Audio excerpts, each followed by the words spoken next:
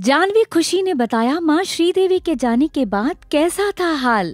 Coffee with करण में किया खुलासा। कॉफी विद करण सीजन 8 के हालिया एपिसोड में जानवी और खुशी नजर आए।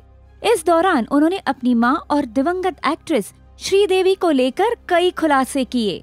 कपूर सिस्टर्स ने बताया कि उनकी माँ के निधन के बाद कैसे दोनों ने एक दूसरे को संभाला।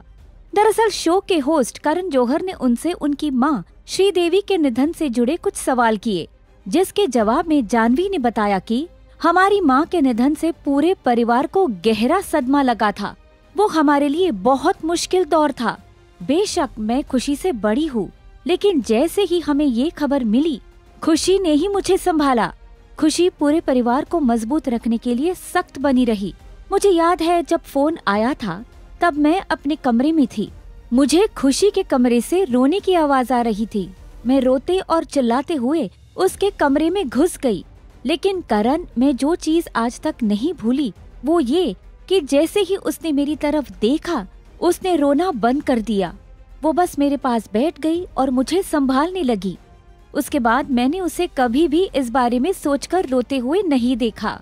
इस बारे में जब करण ने खुशी से सवाल किए तो खुशी ने कहा कि मुझे परिवार के लिए ऐसा करना पड़ा।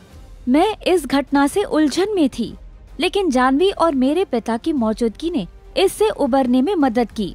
इतना ही नहीं, शो में बातचीत के दौरान दोनों बहनों ने ये भी कहा कि उनकी मां के निधन के बाद से उनके जीवन में बहुत कुछ बदल गया। जरूरत पड़ने पर वो एक दूसरे के लिए बच्चे भी बन जाते हैं और एक दूसरे की माँ भी। ये तो सच है कि माँ के रहने से हर गम खुशी में बदल जाता है और उनके ना रहने से खुशियाँ भी कुछ अधूरी सी लगती है। जानवी और खुशी के इस खुलासे ने हर किसी को इमोशनल कर दिया।